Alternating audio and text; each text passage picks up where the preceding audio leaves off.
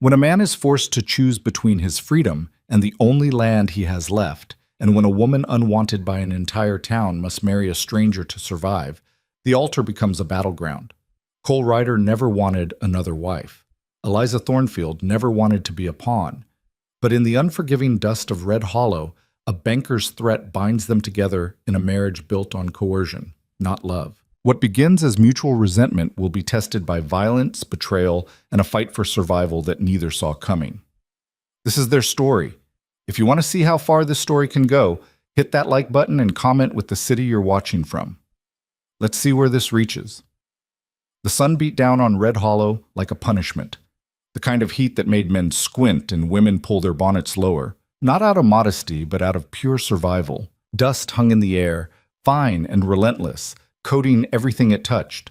Wooden storefronts, wagon wheels, the leather boots of men who'd learned long ago not to complain about anything the frontier threw at them. Cole Ryder stood outside the small church at the edge of town, his jaw tight, his hands clenched at his sides. He wasn't a man given to nervousness, but today his gut churned with something close to it. Not fear, not exactly. More like the dread of a trap snapping shut, the kind you walked into with your eyes wide open because every other option had already been taken from you. Behind him, the ranch waited.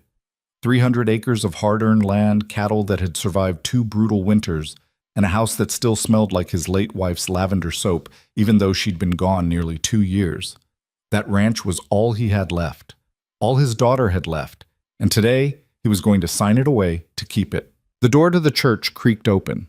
Reverend Shaw stepped out, his face pale and apologetic, the kind of look a man wore when he knew he was complicit in something ugly, but lacked the spine to stop it. "She's here," Shaw said quietly. Cole didn't respond. He turned and looked down the dirt road that cut through the center of Red Hollow. A single wagon approached, its wheels clattering over the uneven ground. Driving it was Martin Stern, the town's most prominent banker, a man whose smile never reached his eyes and whose handshake felt like a contract you hadn't read yet. And sitting beside him, stiff-backed and expressionless, was the woman Cole was about to marry. Eliza Thornfield.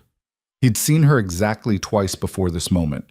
Once at the general store, where she'd been purchasing fabric, and had politely declined the shopkeeper's attempt at conversation. Once outside the boarding house, where she'd been standing alone on the porch, watching the street with the calm, unreadable gaze of someone who'd learned not to expect much from the world. She wasn't from Red Hollow. That much everyone knew. She'd arrived 3 weeks ago on the stagecoach, alone, with a single trunk and no family to claim her. The rumors started immediately. A widow, some said. A runaway, others whispered. A woman with a past she didn't care to explain. Cole didn't care about her past. He cared that Martin Stern had made her the centerpiece of a threat. The wagon stopped in front of the church. Stern climbed down first, adjusting his coat with the smooth precision of a man who enjoyed the theater of power. Then he turned and extended a hand to Eliza. She didn't take it. Instead, she gathered her skirts and stepped down on her own, her movements precise and controlled.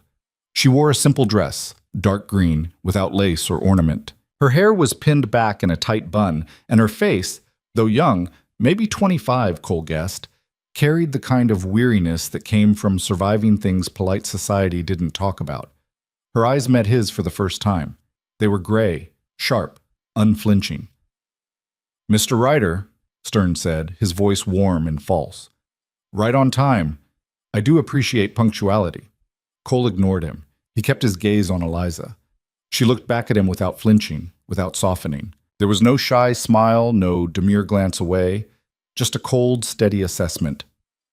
"Miss Thornfield," Cole said, his voice flat. "Mr. Ryder," she replied. Her voice was low, controlled, with just the faintest edge of an Eastern accent. Not refined exactly, but educated. Someone who'd once had more than she did now. Stern cleared his throat, clearly enjoying himself. "Shall we proceed? I believe the Reverend is ready." Cole's fists tightened. He wanted to tell Stern exactly where he could shove his cheerful tone, but that wasn't an option, not anymore. 2 weeks ago, Stern had arrived at the ranch with a ledger and a smile. He'd pointed out a debt Cole's late wife had taken out the year before she died. Medical bills, supplies, things Cole hadn't known about because Sarah had been trying to protect him from one more burden. The debt had been sold, passed through two different hands, and now it sat in Stern's possession like a noose. "You owe me $4,000, Stern had said, "due in full by the end of the month." Cole had gone pale. "I don't have that kind of cash." "I know." Stern had leaned back in his chair, fingers steepled. "But I have a solution, a mutually beneficial arrangement." That was when he'd told Cole about Eliza Thornfield, a woman alone, unprotected, unwanted. A woman Stern had taken an interest in, not romantic, he'd claimed, but practical. She needed a home. Cole needed his debt erased. "Marry her," Stern had said simply. "Give her your name, a roof, respectability. Do that, and I'll forgive the debt entirely. Refuse, and I'll foreclose on the ranch by month's end."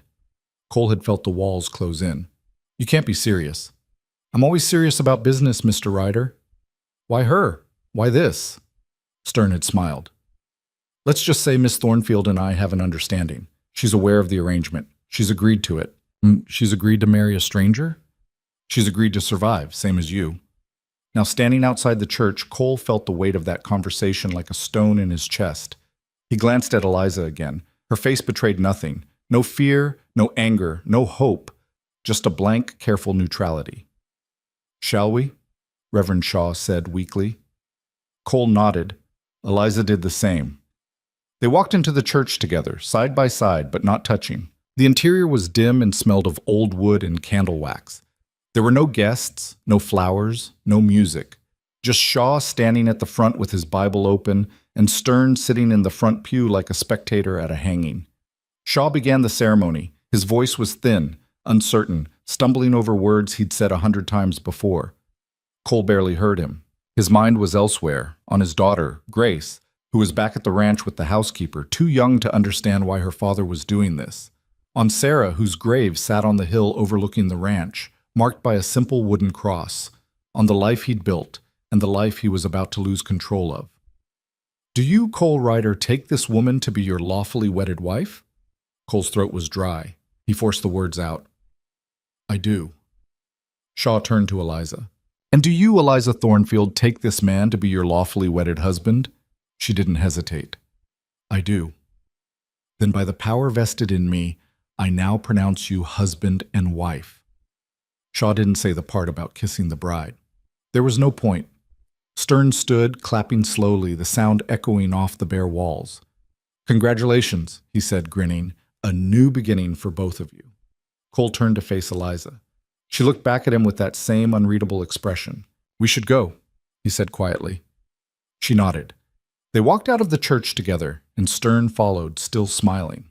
Outside, the heat hit them again, oppressive and unrelenting. Cole's horse and wagon were tied nearby. He gestured toward it. "I'll take you to the ranch." Eliza glanced at the wagon Stern had arrived in. Her trunk was still in the back. "I'll have it brought over later today," Stern said smoothly. "No need to trouble yourself, Mr. Ryder." Cole didn't trust him, but he wasn't about to argue in the middle of the street. He helped Eliza onto the wagon seat. She accepted his hand this time, though her grip was brief and impersonal, and then climbed up beside her.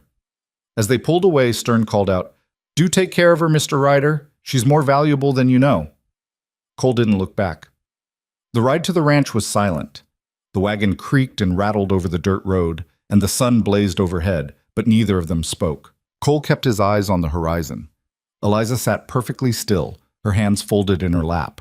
After about 20 minutes, she finally spoke. "You didn't want this." It wasn't a question. Cole glanced at her. "No. Neither did I." He nodded slowly. "Then why'd you agree?" She was quiet for a moment, then she said, "Because the alternative was worse."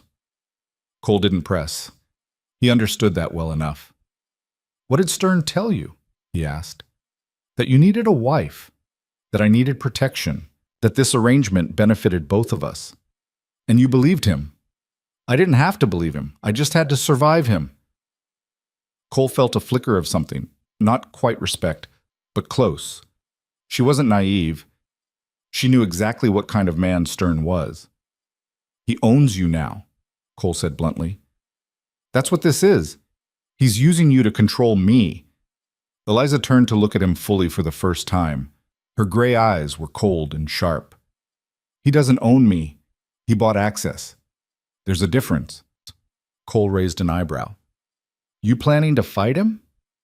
I'm planning to survive him, same as you. They fell silent again. The ranch came into view as they crested a low hill. It wasn't much. A main house, a barn, a few outbuildings, fenced pastures stretching toward the tree line.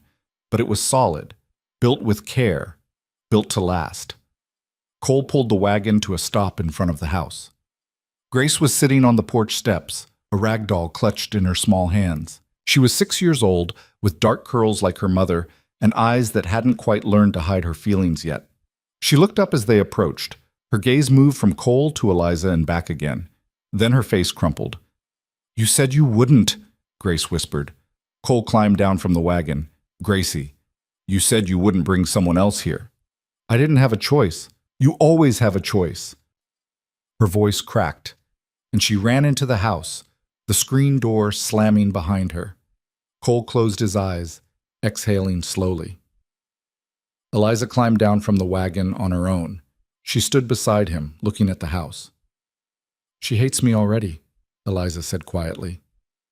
She doesn't hate you. She hates the situation. Same thing in her eyes. Cole turned to her. Look, I'm not going to pretend this is anything other than what it is. You're here because Stern forced it. I'm here because I didn't have another option. But this is my home, my daughter's home. And if you're going to be under this roof, you're going to respect that. Eliza met his gaze evenly. I don't need your warmth, Mr. Ryder. I don't need your approval. I just need a place to sleep and a reason for people to stop whispering when I walk past. You give me that, and I'll stay out of your way. Good. Good. They stood there in the dust and heat, two strangers bound by a piece of paper and a banker's greed, and for the first time, Cole wondered if he'd just made the worst mistake of his life. And inside the house, the air was cooler but no less tense. The housekeeper, Mrs. Calloway, a round-faced woman in her 50s, stood in the kitchen wringing her hands. Mr. Ryder, I didn't know. Should I prepare a room? The spare room off the kitchen, Cole said. She'll stay there. Mrs. Calloway glanced at Eliza with a mixture of curiosity and pity. Of course. I'll get it ready. Eliza looked around the main room. It was simple but well kept. A stone fireplace, a worn sofa, a table with mismatched chairs. Pictures on the mantel. Cole and a woman with kind eyes. Grace as a baby, a family that had once been whole. That was Sarah, Cole said, following her gaze. My wife. I'm not trying to replace her. Good. Because you couldn't. The words were harsh, but Eliza didn't flinch. She just nodded. Mrs. Calloway returned. The room's ready, miss. I'll bring water if you'd like to freshen up. Thank you, Eliza said. Her voice was polite, distant. She followed Mrs. Calloway down the narrow hallway. Cole stood alone in the main room, staring at the empty space where his daughter had been. This was his life now. A house full of ghosts and a wife who was little more than a stranger. He poured himself a drink and sat down heavily in the chair by the window. Outside, the sun continued its slow descent toward the horizon, painting the sky in shades of burnt orange and deep red. It should have been beautiful. Instead, it just felt like the end of something. Eliza's room was small. A bed, a washstand, a single window that looked out onto the side yard. It smelled faintly of dust and disuse. She set her bag down on the bed and sat beside it. Her hands were steady, but her chest felt tight. She'd known this wouldn't be easy. She'd known it would be cold, uncomfortable, maybe even hostile. But knowing something and living it were two very different things. She thought about the look in Grace's eyes, the anger, the betrayal. She thought about Cole's words. You couldn't replace her. She hadn't expected warmth, but she also hadn't expected to feel quite so alone. A soft knock on the door pulled her from her thoughts. Miss? Mrs. Calloway's voice. I brought you some water and some bread, if you're hungry. Eliza opened the door. Mrs. Calloway stood there with a basin and a small plate, her expression kind but cautious. Thank you, Eliza said, taking them. Mrs. Calloway hesitated. If you need anything, I'll manage. The older woman nodded slowly. He's a good man, you know. Mr. Ryder, he's just hurting. I'm not here to fix him. No, I suppose not. Mrs. Calloway gave her a sad smile. But you're here all the same, and that counts for something. She left, and Eliza closed the door. She washed her face, ate the bread, and lay down on the bed fully clothed. The ceiling above her was made of rough wooden planks, and she stared at them until the light began to fade. Tomorrow, she would figure out how to survive this place. Tonight, she just needed to breathe. Dinner was a silent, strained affair. Mrs. Calloway had prepared a simple meal: roasted chicken, potatoes, greens from the garden. Cole sat at the head of the table. Grace sat beside him, picking at her food and refusing to look up. Eliza sat across from them, eating slowly, carefully, saying nothing. Mrs. Calloway hovered nearby, refilling water glasses and making small talk that no one responded to. Eventually, she gave up and retreated to the kitchen. Grace pushed her plate away. "I'm not hungry." "Eat," Cole said. "I don't want to." "Gracie, I said I don't want to." She stood up abruptly, her chair scraping against the floor. "I don't want her here. I don't want any of this." She ran from the room before Cole could respond. Eliza set down her fork. "I can eat in my room if it's easier." "No." Cole's voice was firm. "She needs to learn that this is how things are now." "She's 6. I know how old she is." Eliza looked at him. "Then maybe stop treating her like she's supposed to understand what you barely understand yourself." Cole's jaw tightened. "You don't know anything about my daughter. I know she's scared, I know she's angry, and I know that forcing her to sit at a table with a stranger isn't going to fix that. I didn't ask for your opinion." "No, you didn't." Eliza stood, picking up her plate. "But you're going to hear it anyway, because I'm not interested in watching you make this harder than it has to be." She walked into the kitchen, leaving Cole sitting alone at the table. He sat there for a long time, staring at nothing. That night, Cole couldn't sleep. He lay in bed, staring at the ceiling, listening to the familiar creaks and groans of the house settling. Everything felt wrong. The air, the silence, the absence of Sarah's warmth beside him. He'd been alone for 2 years. He'd thought he'd adjusted to it. But tonight, knowing there was another woman under his roof, a woman who wasn't Sarah, who would never be Sarah, made the loneliness feel sharper somehow. He got up and walked to the window. Outside, the moon was nearly full, casting pale light over the ranch. The barn stood dark and still. The fences stretched into shadow. And then he saw movement, a figure standing near the edge of the porch. Eliza. She was wearing the same dress from earlier, her arms wrapped around herself against the cool night air. She was looking out at the land, her face turned toward the distant hills. Cole watched her for a moment. She didn't move, didn't turn, just stood there, alone in the dark. He didn't go to her. He didn't say anything. He just went back to bed and tried, once again, to sleep. The next morning, Cole was up before dawn. He dressed quickly, pulled on his boots, and headed out to the barn to start the day's work. The cattle needed feeding, the fences needed checking, and there was a water trough that had been leaking for the past week. He didn't expect to find Eliza already awake, but when he stepped into the kitchen, she was there, standing by the stove with a cup of coffee in her hands. She'd changed into a simpler dress, something practical, and her hair was pinned back neatly. She looked up when he entered. "There's more coffee if you want it." Cole hesitated, then nodded. He poured himself a cup and stood on the opposite side of the room. "You're up early," he said. "I don't sleep much." "Bad dreams?" "Something like that." They stood in silence, sipping their coffee. Finally, Eliza spoke. "I'm not going to be a burden here. I can work." Cole raised an eyebrow. "Work?" "I grew up on a farm. I know how to handle chickens, mend fences, cook, clean. I'm not useless." "I didn't say you were." "You didn't have to." Cole studied her. There was no defensiveness in her tone, just a flat statement of fact. "Fine," he said. "You want to help, you can start with the chickens. Mrs. Calloway's been handling them, but her back's been bothering her." Eliza nodded. "Where are they?" "Out back. Coops by the garden." She set down her cup and walked toward the door. "Eliza." She stopped, turning back. "Don't expect Grace to warm up to you just because you're working." "I don't expect anything from her," Eliza said quietly. "I just expect to survive." She walked out, leaving Cole alone in the kitchen once again. The days that followed settled into a strange, uncomfortable rhythm. Cole worked the ranch. Eliza helped where she could, feeding the chickens, hauling water, mending clothes, preparing meals alongside Mrs. Calloway. Grace avoided her completely, slipping out of rooms when Eliza entered, refusing to speak to her, clinging to her father like a lifeline. The town noticed, of course. When Eliza accompanied Cole to the general store on Saturday, the whispers started immediately. Women clustered together, their voices low and sharp. Men tipped their hats politely but kept their distance.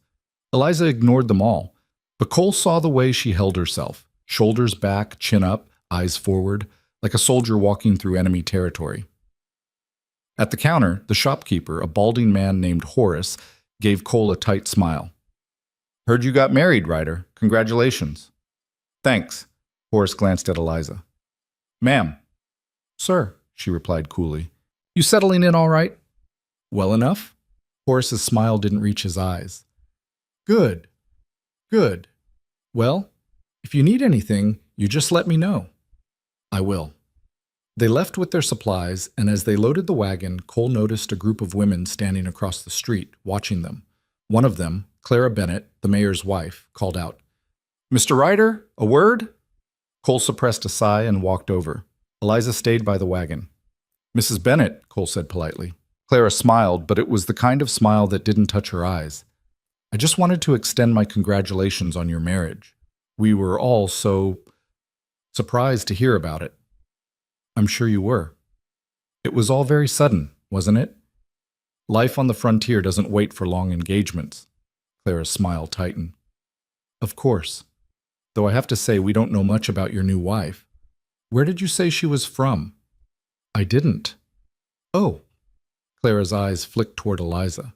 "Well, I'm sure she'll fit in just fine, assuming she knows how things are done around here." Cole's jaw tightened. "She'll do just fine." "Of course.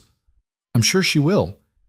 It's just, well, you know how people talk, and with Martin Stern's involvement in the whole thing—" "Stern's involvement is his business," Cole said flatly, "not yours." Her smile vanished. "I was only trying to be friendly, Mr. Ryder." "Then be friendly by minding your own." He turned and walked back to the wagon. Eliza was already seated, her face as unreadable as ever. As they pulled away, she spoke quietly. "You didn't have to defend me." "I wasn't defending you. I was shutting her up." "Same thing." "No, it's not." They rode in silence for a while. Then Eliza said, "They think I'm beneath you. They think everyone's beneath them. They think I'm Stern's property." Cole didn't respond to that, because it wasn't entirely wrong. That night, after Grace had gone to bed and Mrs. Calloway had left for her own small house near the edge of the property, Cole sat on the porch with a glass of whiskey. The door creaked open and Eliza stepped out. She hesitated when she saw him. "I can go back inside," she said. "Sit if you want." She sat on the opposite end of the porch, leaning against the railing. For a while, neither of them spoke. "Why did Stern choose you?" Cole asked finally. Eliza was quiet for a long moment. Then she said, "Because I owed him." "Money?" "No, not money." "Then what?" She looked out at the dark fields. "When I came to Red Hollow, I had nothing. No money, no family, no prospects. Stern offered me a room at the boarding house, said I could pay him back when I got on my feet." "And you believed him?" "I was desperate." Cole took a drink. "So he held it over you?" "Yes." "And when he told you about me?" "He said it was the only way to settle the debt, marry you, become respectable, and he'd consider us even." "And you agreed?" "Like I said, the alternative was worse." Cole studied her. "What was the alternative?" Eliza's expression didn't change, but something flickered in her eyes. "Does it matter?"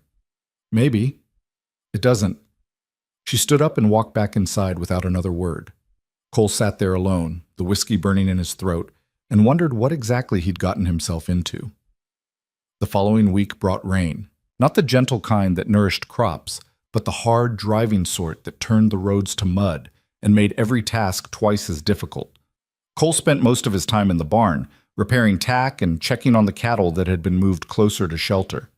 Eliza worked inside, helping Mrs. Calloway with preserving vegetables and mending clothes that had accumulated in a basket by the fireplace. Grace stayed in her room. On the third day of rain, Cole finally had enough. He knocked on his daughter's door, heard her muffled, "Go away," and opened it anyway. She was sitting on her bed, the rag doll clutched to her chest, staring out the window at the gray sky. "You can't hide in here forever," Cole said. "I'm not hiding." "Then what do you call it?" Grace didn't answer. Cole sat down on the edge of the bed. "Gracie, I know this is hard. I know you miss your mama, but she's not coming back, and we have to keep living." "With her?" Grace's voice was bitter, sharper than a 6-year-old's should be. "Yes, with her." "I don't want to." "I didn't ask what you wanted. I'm telling you what is." Grace turned to look at him, and her eyes were wet. "You said you'd never replace Mama." "I'm not replacing her." "Then what is she?" Cole didn't have a good answer for that. "She's someone who needed help, and we needed help too." "I don't need her help." "Maybe not, but I do." Grace's face crumpled, and she buried her face in the doll. Cole put a hand on her shoulder, but she pulled away. "Just leave me alone," she whispered. Cole stood up slowly. "Come down for dinner tonight. That's not a request." He left, closing the door behind him. In the hallway, he stopped and leaned against the wall, pressing the heels of his hands into his eyes. He was losing her. He could feel it. Downstairs, Eliza was setting the table. She glanced up when he came down the stairs. "She still won't talk to me," Eliza said. "She won't talk to me either." "Maybe you should stop forcing it." Cole's patience, already thin, snapped. "Don't tell me how to raise my daughter." Eliza set down the plate she was holding with more force than necessary. "I'm not telling you how to raise her. I'm telling you that what you're doing isn't working." "And what would you know about it?" "I know what it's like to be forced into something you don't want. I know what it's like when no one asks what you need. And I know that the more you push her, the more she's going to pull away." Cole stared at her. "You think you understand her because you've been here 2 weeks?" "I think I understand her because I'm paying attention." "Well, pay attention to something else. This isn't your concern." Eliza's jaw tightened. "Fine. But when she stops talking to you altogether, don't say I didn't warn you." She turned and walked into the kitchen, leaving Cole standing alone in the dining room. He wanted to be angry. He wanted to tell her she was wrong, but the truth sat heavy in his chest. She wasn't. That night, Grace came down for dinner. She sat at the table, ate in silence, and left the moment she was excused. Cole didn't try to stop her. Eliza didn't say anything. She just cleared the plates and disappeared into her room. Cole sat alone at the table, the rain drumming against the roof, and wondered how everything had gone so wrong so fast. The rain finally broke 2 days later. The sun came out, tentative at first, then blazing hot as if making up for lost time. The ground steamed and the air smelled like wet earth and grass. Cole was out checking the fence line near the northern pasture when he saw the rider approaching. He straightened, shading his eyes against the sun, and felt his stomach drop when he recognized the horse. Martin Stern. Stern rode up with his usual easy confidence, dismounting smoothly and tying his horse to a fence post. He was dressed impeccably as always, his coat free of dust despite the muddy roads. "Mr. Ryder," Stern said, smiling. "Good to see you. How's married life treating you?" Cole didn't return the smile. "What do you want, Stern?" "Just checking in, making sure everything's going smoothly." "It's going fine." "Is it?" Stern's smile widened. "Because I heard from a few people in town that your new wife isn't exactly settling in. People talk, doesn't mean they know anything." "True, but I like to stay informed." Stern glanced toward the house in the distance. "Is she here? I'd like to say hello." "She's busy. I'm sure she can spare a moment." Cole's hand tightened on the fence post. "You got what you wanted, Stern. The marriage happened. The debt's cleared. You don't have any reason to be here." Stern's smile didn't waver, but something cold flickered in his eyes. "The debt's cleared, yes, but let's not pretend our business is finished. You and I both know that arrangements like this require maintenance." "What's that supposed to mean?" "It means I'll be keeping an eye on things, making sure Miss Thornfield, forgive me, Mrs. Ryder, is being treated appropriately. After all, I do feel a certain responsibility toward her." Cole stepped forward. "You don't have any claim on her." "Don't I?" Stern's voice was soft, dangerous. She came to me when she had nothing. I gave her a roof, a chance at respectability. Without me, she'd still be sleeping in a stagecoach station somewhere. So yes, Mr. Ryder, I do feel a certain investment. She's my wife now, not your investment. Stern tilted his head. Is she? Because from where I'm standing, it looks like she's a stranger living in your house. A stranger you barely speak to. A stranger your daughter hates. So forgive me if I question just how committed you are to this arrangement. Cole's fists clenched. Get off my land. Of course. Stern turned back to his horse, then paused. Oh, one more thing. I'll be hosting a gathering at my home next Saturday. A small dinner party. I expect you and your wife to attend. We're not coming. I insist. It would be rude to decline. And you wouldn't want people to think there's trouble in your marriage, would you? That might raise questions. Questions about the legitimacy of the whole arrangement.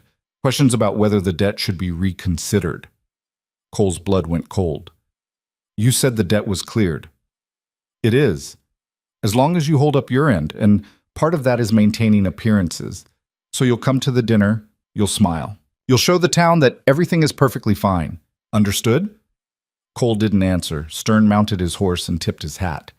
I'll see you both on Saturday. Do give my regards to your lovely wife. He rode off, and Cole stood there, staring after him, his jaw so tight it ached. When he got back to the house, Eliza was in the garden, pulling weeds. She looked up when she heard his footsteps. You look angry, she said. Stern was here. Her hand stilled. What did he want? To remind me that he still owns us. Eliza stood, brushing dirt from her hands. What did he say? Cole told her about the dinner party, about the veiled threats, the insistence on appearances. When he finished, Eliza's face was unreadable. So we go. Just like that? What choice do we have? We could tell him to go to hell. And then what? He forecloses on the ranch? He makes life impossible for you in this town? He's a banker, Cole. He has power. Fighting him head on won't work. So we just do what he says? For now. Eliza's voice was calm, measured. Until we find a way to get out from under him. Cole stared at her. You've been thinking about this. I've been thinking about a lot of things. Like what? She hesitated, then said, like how men like Stern operate, like what leverage looks like how to survive when someone has power over you. You sound like you've done this before. I have. Cole wanted to ask more, but the look in her eyes stopped him. Whatever she'd survived before coming here, she wasn't ready to talk about it. Fine, he said. We'll go to the dinner, but after that, we figure out how to cut him loose. Agreed. They stood there in the garden, the sun beating down, two people bound together by circumstance and necessity, and for the first time, Cole felt like maybe they were on the same side. The next few days passed in tense preparation. Mrs. Calloway insisted on altering one of Sarah's old dresses for Eliza to wear to the dinner, despite Eliza's protest that it wasn't necessary. You can't show up to Martin Stern's house in a work dress, Mrs. Calloway said firmly. People will talk. They're already talking, Eliza replied. Then let's not give them more to say. The dress was a deep blue, simple but elegant. When Eliza tried it on, Mrs. Calloway stepped back and smiled. You look lovely, dear. Eliza looked at herself in the small mirror. She didn't feel lovely. She felt like an imposter wearing a dead woman's clothes. But she didn't say that. Grace walked past the room, saw Eliza in the dress, and stopped. Her face went pale. That's Mama's, she whispered. Mrs. Calloway turned. Oh, sweetheart, it's just a dress. Your Mama would have wanted... No, she wouldn't. Grace's voice cracked. She wouldn't want her wearing it. She wouldn't want her here at all. She ran down the hallway, and a moment later, a door slammed. Eliza closed her eyes. I'll wear something else. You will not, Mrs. Calloway said gently. Grace is hurting, but that doesn't mean you should suffer for it. Doesn't it? Mrs. Calloway put a hand on her shoulder. You're trying to survive, same as the rest of us. Don't apologize for that. Eliza didn't respond. She just took off the dress and folded it carefully, setting it on the bed. Later that night, she went to Grace's door and knocked softly. Go away, came the muffled reply. Eliza hesitated, then spoke through the door. I'm not wearing the dress. I'm going to find something else. Silence. I'm not trying to take your mother's place, Grace. I know I can't. I'm not even trying. More silence. I'm just trying to survive. Same as you. She waited, but there was no response. Finally, she turned and walked back to her own room. Saturday arrived too quickly. Cole hitched the wagon, and Eliza climbed up beside him in a plain gray dress she'd borrowed from Mrs. Calloway. It wasn't fancy, but it was respectable. Grace stayed behind with Mrs. Calloway, a small mercy that neither Cole nor Eliza argued against. The ride to Stern's house was silent. The property sat on the edge of town, a large two-story structure with manicured gardens and a stone pathway leading to the front door. It was the kind of house that announced wealth without subtlety. Several other wagons and horses were already tied outside. Cole recognized a few of them: the mayor, the town lawyer, a couple of wealthy ranchers from the surrounding area. Looks like we're not the only ones being shown off, Cole muttered. Eliza didn't respond. She was staring at the house, her face carefully blank. They walked up to the door, and a well-dressed servant opened it before they could knock. "Mr. and Mrs. Ryder," the man said smoothly. "Mr. Stern is expecting you. Right this way." They were led into a large parlor where a dozen people stood holding glasses of wine and making polite conversation. The room fell silent when they entered. Stern appeared almost immediately, his smile wide and welcoming. "Ah, the guests of honor. Cole, Eliza, so glad you could make it." "Wouldn't have missed it," Cole said flatly. Stern laughed as if Cole had made a joke. "Come, let me introduce you." He guided them through the room, making introductions. The mayor and his wife, Clara Bennett, who smiled tightly at Eliza. A lawyer named Hargrove, who barely acknowledged them. A rancher named Douglas, who shook Cole's hand firmly but looked at Eliza like she was a curiosity. "And this," Stern said, gesturing to a tall, sharp-eyed man in an expensive suit, "is Mr. Clarence Whitmore. He's visiting from the territorial capital, a very influential man." Whitmore extended a hand. "Pleasure." Cole shook it. "Likewise." Whitmore's gaze shifted to Eliza. "And this is your new bride, I understand. Quite the sudden match, from what I hear." "Frontier doesn't wait for long courtships," Cole said, repeating the line he'd used before. "Indeed." Whitmore's smile didn't reach his eyes. "Still, it's unusual. A widower remarrying so quickly, and to a woman no one seems to know much about." Eliza met his gaze steadily. "There's not much to know." "Oh, I doubt that. Everyone has a story." "Mine's not very interesting." Whitmore chuckled. "Modest, how refreshing." Stern clapped his hands together. "Well, let's not keep everyone standing. Dinner is ready, shall we?" They moved into the dining room, a long table set with fine china and crystal glasses. Stern sat at the head naturally. Cole and Eliza were placed near the middle, surrounded by people who barely acknowledged them. The meal began with forced pleasantries and small talk. The food was excellent: roast beef, potatoes, fresh bread, but Eliza barely tasted it. She was too aware of the eyes on her, the whispered conversations happening just out of earshot. Halfway through the meal, Clara Bennett spoke up. "Mrs. Ryder, I have to ask, where did you say you were from originally?" Eliza set down her fork. "I didn't." "Oh, well, surely you must have family somewhere." "No?" Clara's smile tightened. "No family at all? How tragic." "Not tragic, just the way things are." "And you came to Red Hollow. Why, exactly?" "Because I needed a place to go." "And you just happened to end up married to Mr. Ryder." Eliza's voice was cool. "Yes, I did." Clara exchanged a glance with the woman beside her. "How fortunate for you." Cole's jaw tightened. "My wife doesn't need to justify herself to you, Mrs. Bennett." "I wasn't asking her to justify anything. I was simply making conversation." "Then make it somewhere else." The table went silent. Stern leaned back in his chair, watching with amusement. Now, he said smoothly. "Let's not let tempers flare. We're all friends here." "Are we?" Cole said. Stern's smile didn't waver. "Of course. Why wouldn't we be?" Cole didn't answer. He picked up his glass and took a drink, his hand steady but his knuckles white. The rest of the dinner passed in strained silence. When the meal finally ended, Stern invited the men into his study for cigars and brandy. The women were ushered into the parlor for tea. Eliza found herself sitting on a small sofa, surrounded by women who smiled politely and spoke in low, cutting tones. "So," one of them said, a thin woman named Margaret, "how are you finding life on the ranch? I imagine it's quite different from wherever you came from." "It's fine," Eliza said. "And Mr. Ryder's daughter? Grace, isn't it? How is she adjusting?" "She's adjusting." "Poor thing, losing her mother so young. It must be confusing for her, having a new woman in the house." Eliza's hands tightened in her lap. "I'm not trying to replace her mother." "Of course not.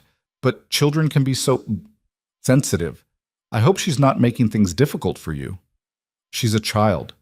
She's allowed to feel however she feels." Margaret smiled. "How understanding of you." Clara leaned forward. "Tell me, Mrs. Ryder, do you plan to have children of your own?" Eliza's stomach tightened. "I haven't thought about it." "Really? Most newlyweds think about it quite a bit." "We're not most newlyweds." "No," Clara said softly. "You're certainly not." The conversation continued, each question sharper than the last, each smile more false. Eliza answered as little as possible, her voice calm and flat, refusing to give them the reaction they were clearly hoping for.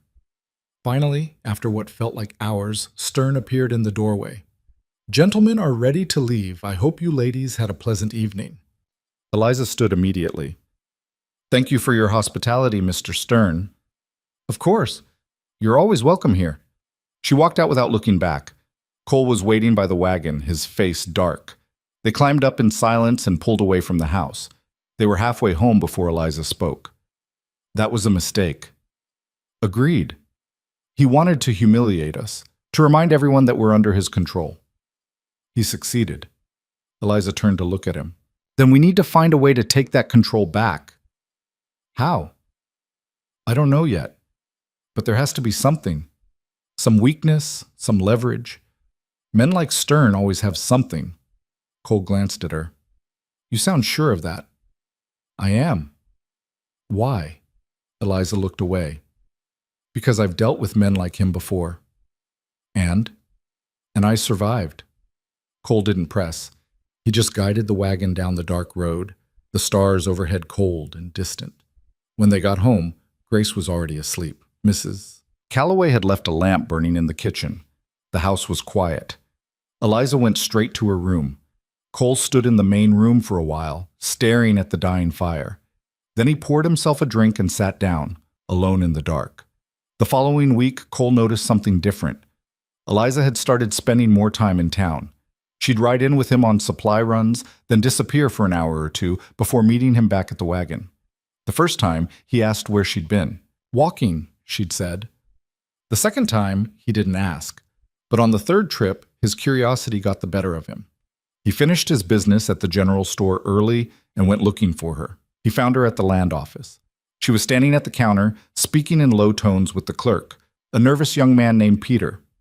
When she saw Cole, she straightened. "I'll be just a moment," she said. Cole waited outside. When she emerged, he fell into step beside her. "What were you doing in there?" "Looking at records." "What kind of records?"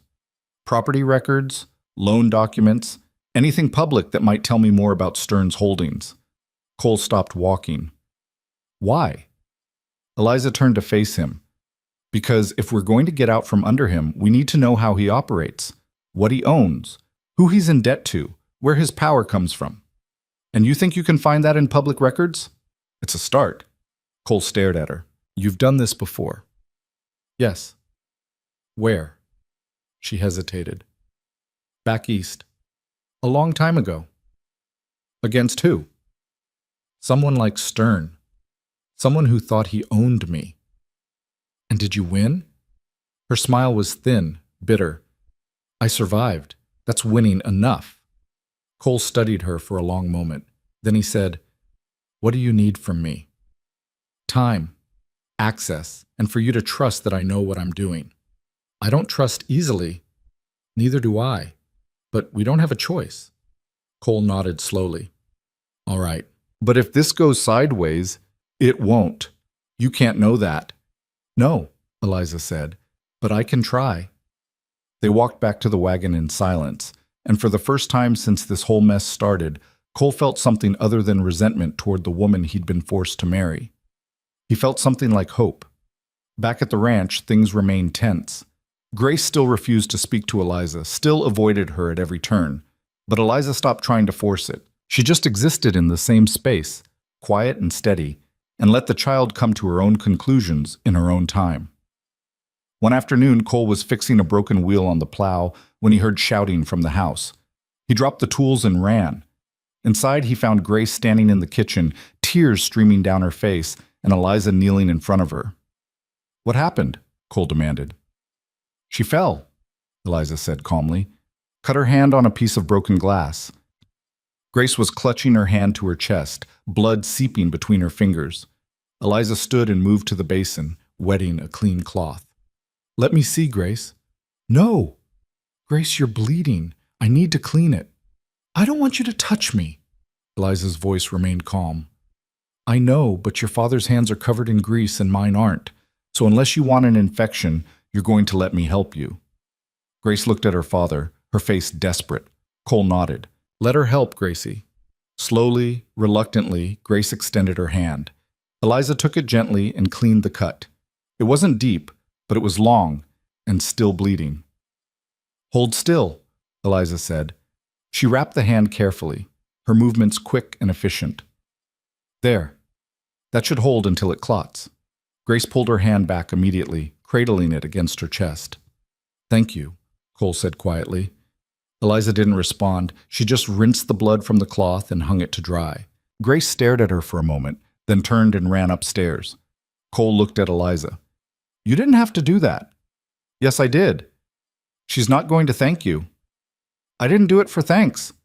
Cole watched her as she moved around the kitchen, putting things back in order. She didn't look at him, didn't ask for acknowledgement or praise. She just did what needed to be done. And for the first time, he saw her not as an obligation or a burden, but as someone who might actually be strong enough to survive this place. Strong enough to survive him. That night, after everyone had gone to bed, Cole sat on the porch and stared out at the dark fields. The air was cool, the stars bright overhead. He heard the door open and turned to see Eliza stepping out. She hesitated when she saw him, then sat down on the opposite end of the porch. They sat in silence for a while. Then Cole spoke. "How long are you planning to dig through those records?" "As long as it takes." "And what are you looking for exactly?" "Proof. That Stern doesn't actually own as much as he claims, that some of his loans are fraudulent, that he's been manipulating people for years. And if you find it, then we use it." Cole leaned back against the railing. "You really think you can take him down? I think I can hurt him. Maybe that's enough." "Maybe." They fell silent again. Then Eliza said, "Your daughter's strong." "She is." "She'll come around, eventually." "You sound sure." "I am, because she's smart. And smart people figure out who's on their side." Cole looked at her. "And are you on her side?" Eliza met his gaze. "I'm on my own side. But right now that means keeping this family intact. So yes, I'm on her side. And yours." Cole nodded slowly. "Good." Eliza stood and walked back inside without another word. Cole sat there alone, the night stretching out around him, and thought about the strange, fractured alliance that had formed between them. It wasn't love. It wasn't even friendship. But it was something. And for now, that would have to be enough. 2 weeks later, Eliza found what she was looking for. She'd been systematic about it, visiting the land office every few days under the pretense of familiarizing herself with the area. Peter, the clerk, had been helpful without asking too many questions, perhaps because he seemed intimidated by her, or perhaps because he was simply bored. Either way, he'd let her look through the property ledgers, the mortgage records, the transaction logs that documented every land deal in the county for the past decade. And buried in those records, she'd found the discrepancy. She was sitting at the kitchen table that evening, a stack of papers spread out in front of her, when Cole came in from the barn. He stopped when he saw her, his eyes moving from her face to the documents. "What is it?" he asked. Eliza looked up. Her expression was calm, but there was something sharp in her eyes. I found something. Cole pulled out a chair and sat down. Show me. She slid a paper across the table.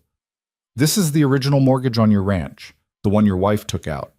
Cole picked it up, his jaw tightening as he read. I know what it says. Look at the date. He looked. March of 1872. Now look at this. She slid another document across.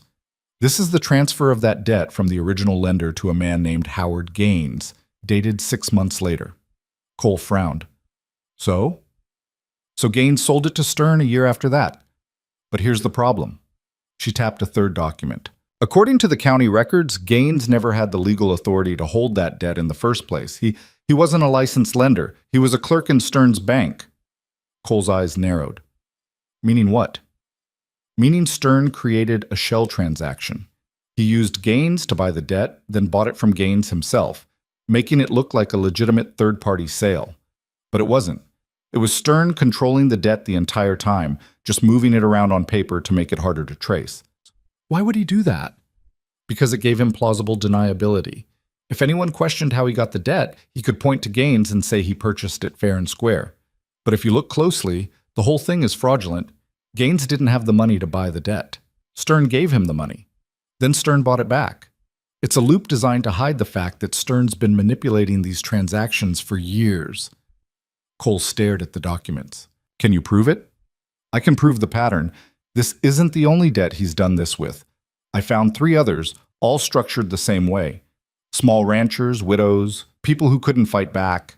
He buys up their debts through fake intermediaries, then uses those debts to control them. And if we take this to someone? Eliza hesitated. That's the problem. The local authorities won't do anything. Stern owns half the town council. The sheriff's on his payroll. Even if we brought this to a judge, there's no guarantee it would go anywhere. Cole's fists clenched. Then what's the point? The point is leverage. We can't beat him in court, but we can threaten to expose him. If he knows we have proof of fraud, he might back off. Especially if we make it clear we're willing to take it to the territorial authorities. And if he doesn't back off? Eliza met his gaze. Then we fight anyway. But at least we'll have a weapon. But Cole was quiet for a long time. Then he said, when do we confront him? Not yet. We need more. 1 fraudulent debt might be a mistake. 4 is a pattern. But if we can find 10, 15, then it becomes undeniable. How long will that take? Another week, maybe 2. Cole nodded slowly. All right. But we do this carefully. If Stern finds out what you're doing, he won't. You can't know that. I've been careful. Careful isn't enough. He's dangerous, Eliza. She looked at him steadily. So am I. The words hung in the air between them, and Cole realized he believed her. Over the next week, Eliza continued her research. She became a familiar sight at the land office, arriving early and staying late, her fingers tracing through ledgers and legal documents with the precision of someone who knew exactly what she was looking for. Peter stopped asking questions and just brought her whatever she requested.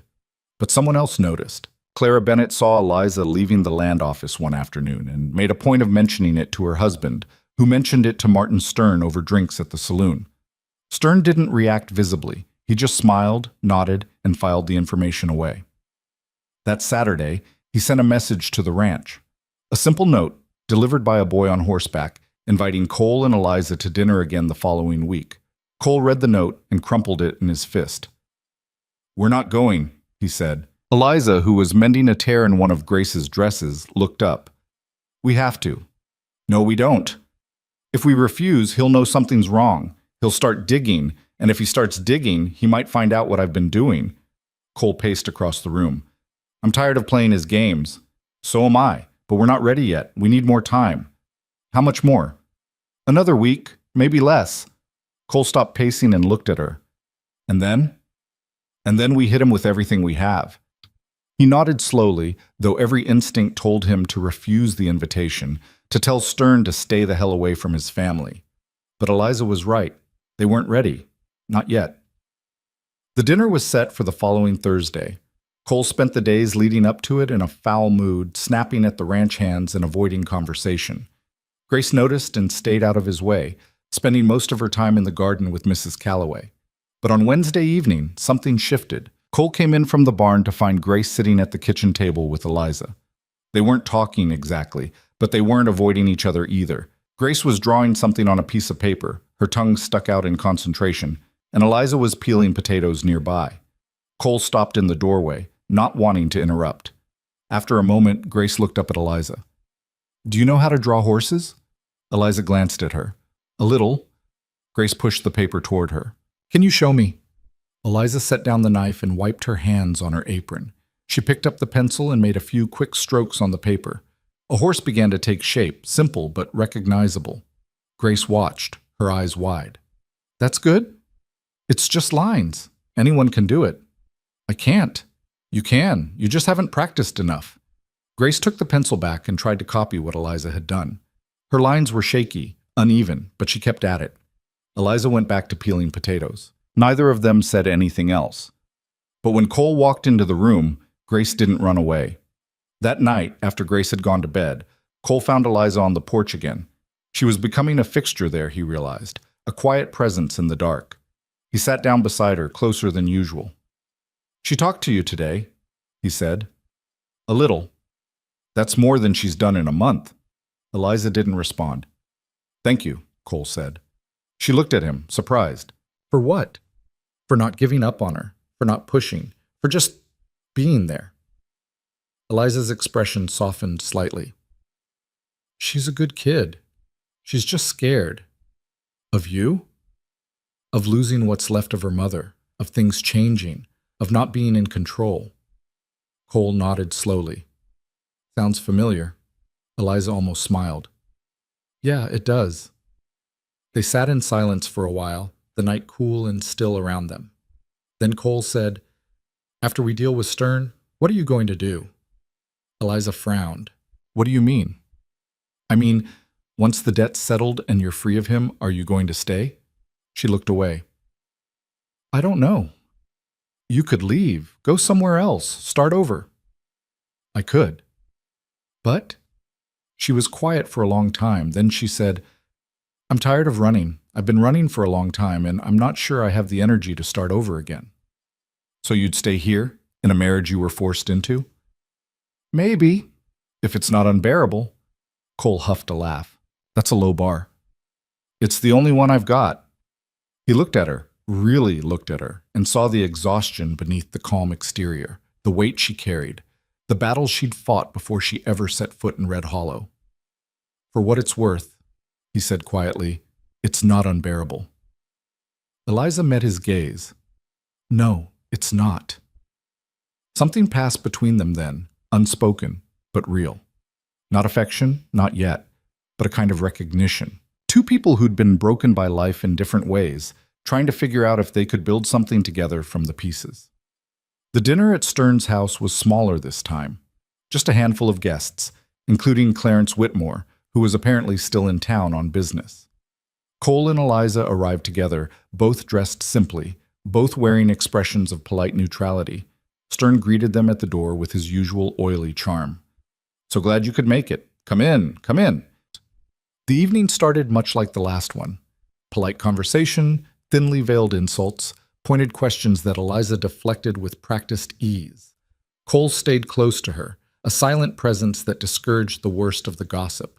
But halfway through dinner, Stern stood and tapped his glass with a knife.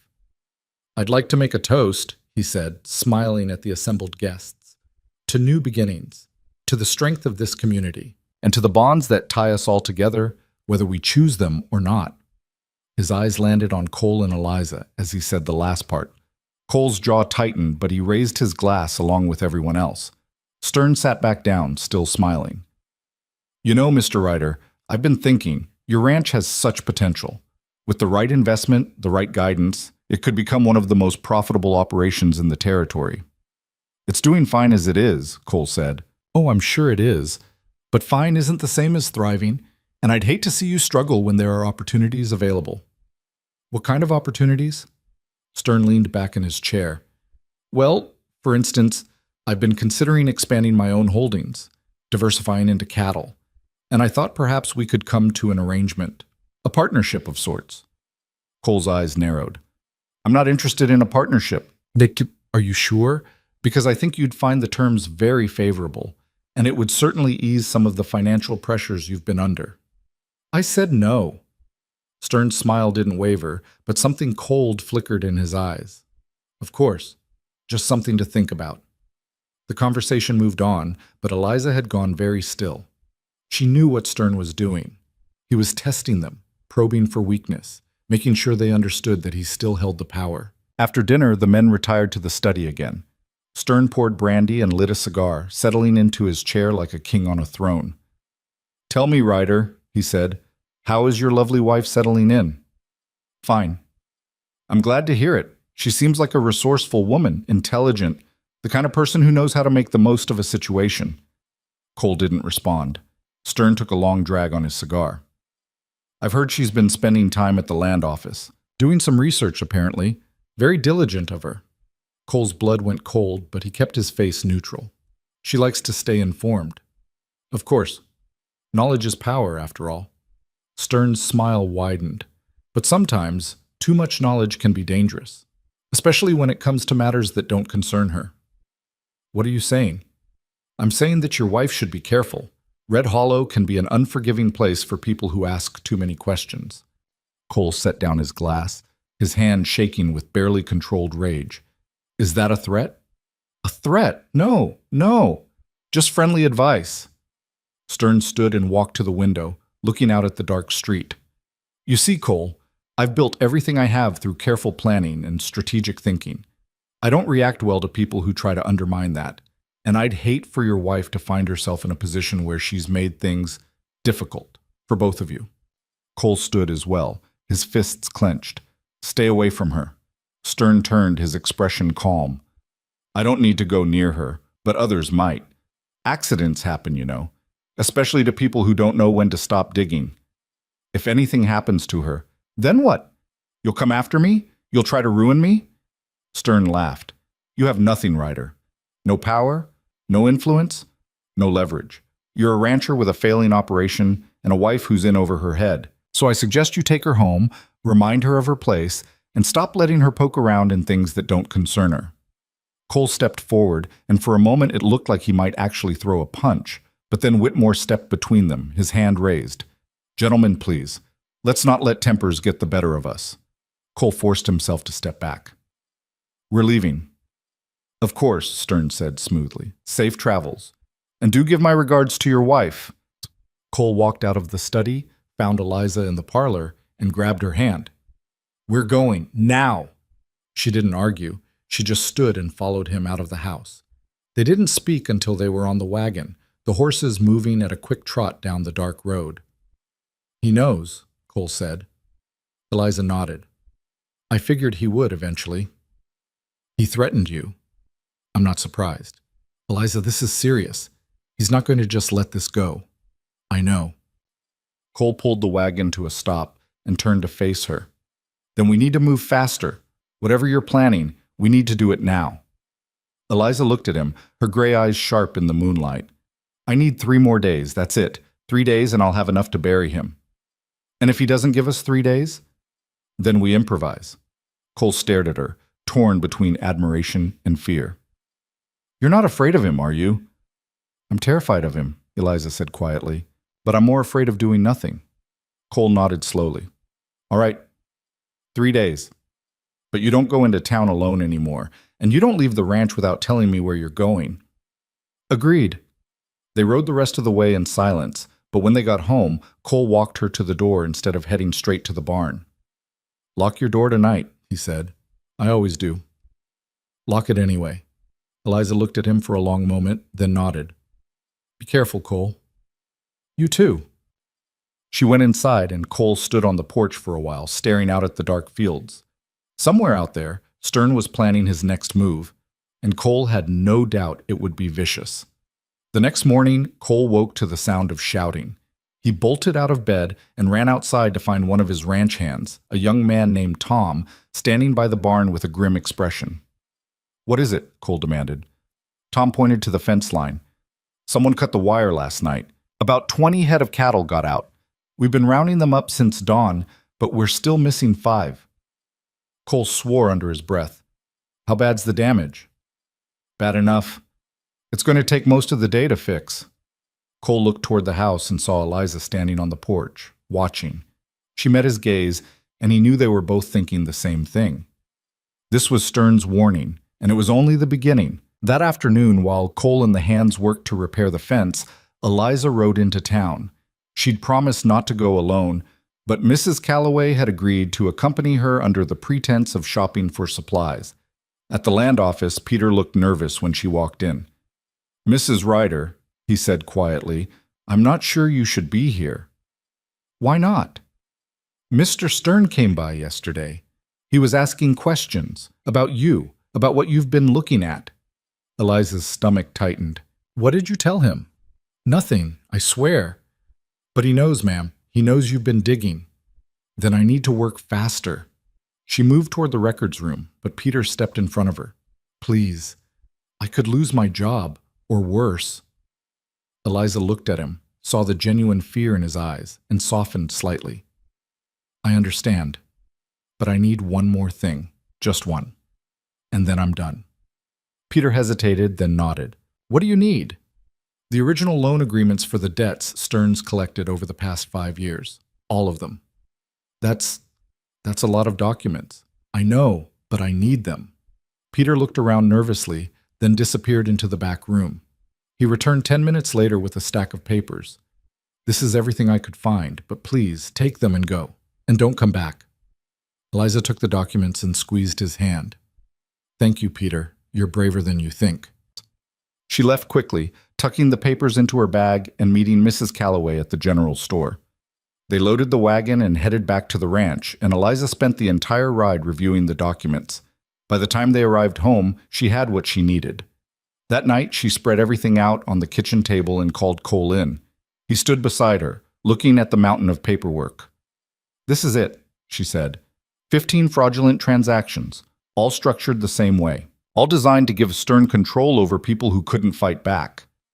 Cole picked up one of the documents and read it carefully. "This is enough?" "It's more than enough. With this, we can go to the territorial authorities. We can file a complaint. We can force an investigation." "And Stern?" "He'll fight, but if we move fast, we can get ahead of him." Cole looked at her. "When do we do this?" "Tomorrow. We ride to the territorial capital. We file the complaint. And then we come back and wait." "Wait for what?"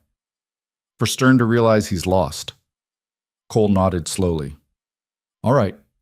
Tomorrow it is."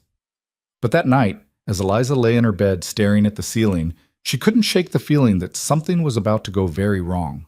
And she was right. The attack came just before dawn. Cole was in the barn feeding the horses when he heard the sound of breaking glass. He ran toward the house and saw flames licking at the side of the building, the fire spreading fast along the dry wood. "Eliza! Grace!" he shouted. Eliza burst out of the front door, Grace clutched in her arms, both of them coughing. Mrs. Calloway stumbled out behind them, her face pale with terror. Cole grabbed a bucket and started hauling water from the well, but the fire was already out of control. The ranch hands appeared and joined the fight, but it was clear they were losing. By the time the sun rose, half the house was gone. Cole stood in the ashes, his face blackened with soot, his hands blistered and raw. Eliza sat on the ground nearby, holding Grace, who was crying into her shoulder. "This was Stern," Cole said, his voice shaking with rage. "I know," Eliza said quietly. "He tried to kill us." "Yes." Cole turned to look at her, and for the first time she saw something break in him, not defeat, but a kind of cold, terrible resolve. "Then we're done waiting," he said. "We go after him, today, and we don't stop until he's finished." Eliza nodded, her gray eyes hard as stone. "Agreed." They left Grace with Mrs. Calloway at the neighbor's ranch, a mile down the road. The older woman had family there, people who would keep them safe while Cole and Eliza handled what came next. Grace had clung to Eliza before they left, her small arms wrapped tight around her waist, and the shock of it had nearly broken something in Eliza's chest. "Come back," Grace had whispered. "I will," Eliza had promised, though she wasn't sure she could keep it. Now she and Cole rode toward town in the early morning light, the smell of smoke still clinging to their clothes. The documents were wrapped in oilcloth and tucked into Eliza's saddlebag. Everything they needed to destroy Stern, assuming they lived long enough to use it. Cole hadn't spoken since they'd left the ranch. His jaw was set, his hands tight on the reins, and Eliza could see the rage simmering just beneath the surface. She'd seen men like this before, men who'd been pushed past the point of reason. It made them dangerous. It also made them reckless. "We need a plan," she said. Cole didn't look at her. "The plan is simple. We find Stern. We make him pay." "That's not a plan. That's revenge. Call it whatever you want." "Cole, listen to me. If we go after him without thinking this through, we'll lose. He has money, influence, people who'll do whatever he asks. We can't just storm into his house and expect to win." "Then what do you suggest?" Eliza was quiet for a moment, thinking. "We go to the sheriff first, show him the documents, force him to act." "The sheriff's in Stern's pocket. You said so yourself." "I know, but we need to create a record. If we file a formal complaint, it becomes official. It's harder for Stern to make it disappear." Cole finally looked at her. "And if the sheriff refuses?" "Then we go over his head. We ride to the territorial capital, find someone who isn't bought and paid for, and we make enough noise that Stern can't silence us." "That'll take days." "I know. And in the meantime, he'll come after us again." "Probably." Cole's hands tightened on the reins. "I'm done running, Eliza. I'm not asking you to run. I'm asking you to fight smart." They rode in silence for a while longer. Then Cole said, "All right, we'll try it your way. But if the sheriff won't help, I'm done playing by the rules." Eliza nodded. "Fair enough." The sheriff's office was a small wooden building at the edge of town next to the jail. Sheriff Dan Pritchard was a thick-shouldered man in his 50s with a weathered face and eyes that had seen too much to be surprised by anything. He looked up when they walked in, his expression shifting from mild curiosity to wariness. "Mr. Ryder, Mrs. Ryder, wasn't expecting to see you this morning." "We need to file a complaint," Cole said. Pritchard leaned back in his chair. "Against who?" "Martin Stern." The sheriff's expression didn't change, but something flickered in his eyes. "That's a serious accusation. What's the complaint?" Eliza stepped forward and set the bundle of documents on the desk. "Fraud, illegal debt manipulation, using shell transactions to take control of properties he has no legal right to." Pritchard looked at the papers but didn't touch them. "And you have proof of this?" "It's all there. 15 separate transactions over the past 5 years. All structured the same way. All fraudulent." "That's a lot of paperwork to go through. Then you'd better get started." Pritchard's jaw tightened. "Mrs. Ryder, I appreciate your diligence, but making accusations against a man like Martin Stern isn't something to be done lightly." "We're not doing it lightly," Cole said. "He tried to burn down my house last night. My daughter was inside." Pritchard's eyes widened slightly. "You have proof of that?" "The fire wasn't an accident. It was set deliberately." "Can you prove Stern was involved?" "No, but we both know who's responsible." Pritchard stood up, his expression hardening. "What I know and what I can prove are two different things. And without evidence tying Stern directly to the fire, there's nothing I can do." "What about the fraud?" Eliza pressed. "I'll look into it." "When?" "When I have time." Cole stepped forward, his voice low and dangerous. "You're not going to do anything, are you?" Pritchard met his gaze evenly. "I'll do my job, but I'm not going to arrest a man based on a stack of papers and your suspicions. Even if those papers prove he's been breaking the law? Even then, because proving it in court is a whole different matter, and Stern has lawyers, good ones. You bring a case like this against him, and it'll get torn apart before it ever sees a judge." Eliza's hands clenched. "So you're just going to let him get away with it?" "I'm saying you need more than documents. You need witnesses. You need someone willing to testify against him. And good luck finding that, because everyone in this town knows what happens to people who cross Martin Stern." "What happens?" Cole asked. Pritchard didn't answer. He just looked at them, and the silence said everything. Cole grabbed Eliza's arm. "We're wasting our time here." They walked out, and Eliza could feel the weight of Pritchard's gaze on their backs. Outside, the morning sun was bright and harsh, and the town was starting to wake up. People were opening shops, sweeping porches, going about their lives as if nothing was wrong. He's not going to help, Cole said. No, he's not. Then we do this ourselves. Eliza looked at him. How? Cole was quiet for a moment. Then he said, we find someone who will testify, someone Stern hurt, someone who's willing to stand up. And if no one will, then we make Stern come to us, and we end this ourselves. They spent the rest of the morning riding through town, talking to people. Shopkeepers, ranchers, families who'd lived in Red Hollow for years. Most of them clammed up the moment they mentioned Stern's name. A few listened politely, then made excuses and walked away. No one wanted to get involved. By midday, they were sitting in the saloon, exhausted and frustrated. Cole nursed a whiskey while Eliza sipped water, both of them silent. This was a mistake, Cole said finally. Maybe. We're not going to find anyone willing to talk. Stern's got them all too scared. Eliza stared at her glass. There has to be someone. Someone he pushed too far. Someone who's tired of being afraid. And if there isn't? Before Eliza could answer, the saloon door opened and a man walked in. He was tall, lean, with dark hair and a scar running along his jaw. He scanned the room, his eyes landing on Cole and Eliza, and he walked over. Your writer, he said. Cole looked up. Who's asking? Name's Jack Mercer. I heard you've been asking questions about Martin Stern. What if we have? Mercer pulled out a chair and sat down. Then maybe we should talk. Eliza studied him. What do you know about Stern? Enough. He foreclosed on my brother's ranch 3 years ago. Same game he played with you. Fake debt, shell transactions, legal paperwork that looked clean but wasn't. My brother couldn't prove it, couldn't fight it, lost everything. Where's your brother now?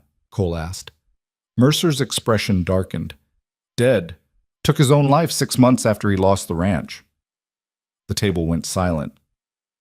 I'm sorry, Eliza said quietly. I don't want your sympathy. I want justice. And if you're planning to go after Stern, I want in. Cole leaned forward. What can you give us? Proof. My brother kept records. Everything Stern did, every transaction, every lie. It's all documented. I've been holding on to it, waiting for the right time. Why didn't you go to the authorities? Because I'm not stupid. Stern owns the sheriff, the mayor, half the town council. Going to them would have just gotten me killed. But if you've got documents too, if you've got a case building, then maybe together we've got enough.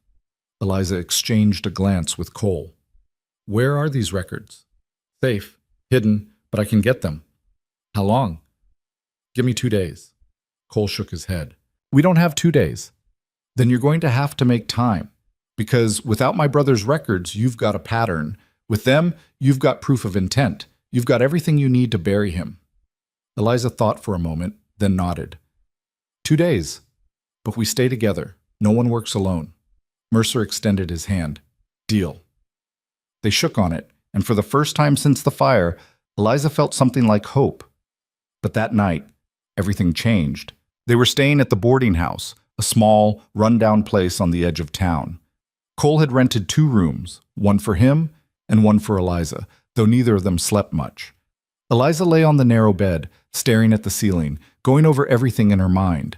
The documents, the plan, the risks. She was so lost in thought that she almost didn't hear the creak of the floorboard outside her door. Almost. She sat up slowly, her hand reaching for the knife she kept under her pillow. The door handle turned and she moved fast, throwing herself to the side just as the door burst open and a man rushed in. He was big, rough-looking, with a club in his hand. He swung it where she'd been lying, and the club smashed into the mattress. Eliza kicked out, catching him in the knee, and he stumbled. She rolled off the bed and grabbed the lamp from the nightstand, throwing it at his head. He ducked, and the lamp shattered against the wall. He came at her again, and she slashed with the knife, catching him across the arm. He swore and backed off, and Eliza heard footsteps in the hallway. Cole burst into the room, his own knife drawn. "Get out!" he snarled at the man. The man looked between them, then turned and ran. Cole started to follow, but Eliza grabbed his arm. "Let him go. We need to leave. Now." Eliza, "Now, Cole." Booked. They grabbed their things and ran down the back stairs, slipping out into the alley behind the boarding house. The night was dark, the streets empty, and they moved quickly, keeping to the shadows. Stern sent him, Cole said. I know. He knows where we are, what we're planning. Then we changed the plan. They made their way to the livery stable, saddled their horses, and rode out of town. They didn't stop until they were miles away, deep in the scrub hills where the land stretched out empty and wild. Cole dismounted and started pacing. This is getting out of hand. It was always out of hand, Eliza said. We just didn't want to admit it. We can't keep running. Then we stopped running. Cole turned to look at her. How? Eliza took a deep breath. We force his hand. We make him come to us. And when he does, we take him down. With what? We don't have Mercer's documents yet. No, but we have ours, and we have each other. Cole stared at her, and something shifted in his expression. Not quite trust, but close. You really think we can do this? I think we don't have a choice. He nodded slowly. All right, then let's do it. They made camp in a shallow ravine, building a small fire and taking turns keeping watch. Eliza sat with her back against a rock, the documents spread out in front of her, making sure she had everything memorized. If something happened to the papers, she needed to be able to recreate them. Cole sat across from her, sharpening his knife. Tell me something, he said. She looked up. What? Why are you doing this? Really? You could have walked away. Left town, started over somewhere else. But you stayed. Why? Eliza was quiet for a long time. Then she said, Because I'm tired of being afraid. I'm tired of men like Stern thinking they can control me. I'm tired of running. And because Grace asked me to come back. Cole's expression softened. She likes you. I know. She's scared of losing people, her mother, me, now you. I'm not going anywhere. You can't promise that. No, but I can try. They fell silent, the fire crackling between them. Then Cole said, If we get through this, if we actually pull it off, what happens next? Eliza looked at him. What do you mean? I mean with us. This marriage. It was forced, but it's real, legally, at least. So what happens when the threat's gone? She didn't have an answer for that. She'd been so focused on surviving, on getting through each day, that she hadn't thought about what came after. I don't know, she said finally. Neither do I. They sat there under the firelight, two people tied together by circumstance, and for the first time, both of them wondered if maybe that tie could become something more. The next morning, they rode to Mercer's place, a small cabin in the hills north of town. He was waiting for them, the documents already packed and ready. Took you long enough, he said. We ran into trouble, Cole replied. Stern? His men. Mercer's jaw tightened. Then we need to move fast. I've got everything here. My brother's records, copies of the original loan agreements, correspondence between Stern and the fake lenders. It's all here. Eliza took the bundle and flipped through it. It was everything they needed and more. This is good. This is really good. So what's the plan? Cole looked at her. We go to the territorial capital. Today. We file everything with the marshal's office, make it official, and we don't stop until Stern's facing charges. That's a 2-day ride, Mercer said. Then we ride fast. And if Stern comes after us, then we're ready. They saddled up and headed out, the three of them moving quickly across the open land. The sun was high and hot, and the terrain was rough, but they didn't slow down. Every mile they covered was a mile closer to safety. But halfway through the first day they saw the riders, 5 men, moving fast, cutting across the hills to intercept them. Cole pulled his horse to a stop and swore. Stern's men, he said. Eliza looked around. They were in open country, no cover, no easy escape. We can't outrun them. Then we fight. Mercer pulled his rifle from its saddle holster. I'm with you. The riders closed in fast. They were armed, hard-looking men who clearly knew what they were doing. The lead rider, a thick-shouldered man with a scarred face, called out as they approached. Rider, Stern wants to talk. Tell Stern to go to hell, Cole shouted back. He figured you'd say that. The man grinned. So we've got another message. He raised his rifle, and Cole barely had time to shout a warning before the shot rang out. The bullet hit the ground near Eliza's horse, and the animal reared, throwing her. She hit the dirt hard, the impact knocking the wind out of her. Cole was off his horse in an instant, firing back, and Mercer did the same. The fight was chaos. Bullets whipped through the air, horses screamed, men shouted. Eliza scrambled to her feet, grabbing her rifle and taking cover behind a rock. She fired at one of the riders, missed, fired again. This time she hit him, and he fell from his horse. Cole was fighting hand-to-hand with another man, the two of them grappling on the ground. Mercer took down a second rider, but a third was charging straight at Eliza. She raised her rifle, but the hammer clicked on an empty chamber. The rider grinned and leveled his gun at her, and then Cole was there, tackling the man off his horse and driving a knife into his ribs. The fight ended as quickly as it had started. 3 of Stern's men were dead. The other 2 had fled, riding hard back toward town. Cole stood, breathing hard, blood on his hands. Eliza was shaking, her ears ringing from the gunfire. "You all right?" he asked. She nodded. "Yeah, you?" "Fine." He looked at Mercer, who was reloading his rifle. "We need to keep moving. They'll bring more." "Agreed." They mounted up and rode hard, pushing the horses to their limits. By the time night fell, they were exhausted, but they'd put miles between themselves and Red Hollow. They made camp in a dense stand of trees, keeping the fire small and the watch constant. Eliza sat with her back against a tree, her hands still shaking. Cole sat down beside her. "You did good today." I froze. "No, you fought. That's all that matters." She looked at him. "How do you do it? Stay calm when everything's falling apart?" "I don't. I just keep moving. If I stop, I'll fall apart too." Eliza nodded slowly. "Thank you. For back there. For saving me." "You'd have done the same." "Would I?" "Yeah, you would." They sat in silence, and then Cole reached over and took her hand. It was a simple gesture, almost unconscious, but it meant everything. "We're going to get through this," he said. "You sound sure." "I am, because we're not alone anymore." Eliza squeezed his hand. "No, we're not." The next day they reached the territorial capital. It was a larger town, bustling with people and activity, and they made straight for the marshal's office. The marshal, a stern-faced man named Harrison, listened to their story without interrupting. When they finished, he leaned back in his chair and studied the documents. "This is serious," he said finally. "We know," Cole replied. "And you're willing to testify?" "All of us." Harrison nodded. "Then I'll open an investigation. It'll take time, but if everything you've said is true, Stern will answer for it." "How long?" Eliza asked. "A few weeks? Maybe a month? We don't have that long."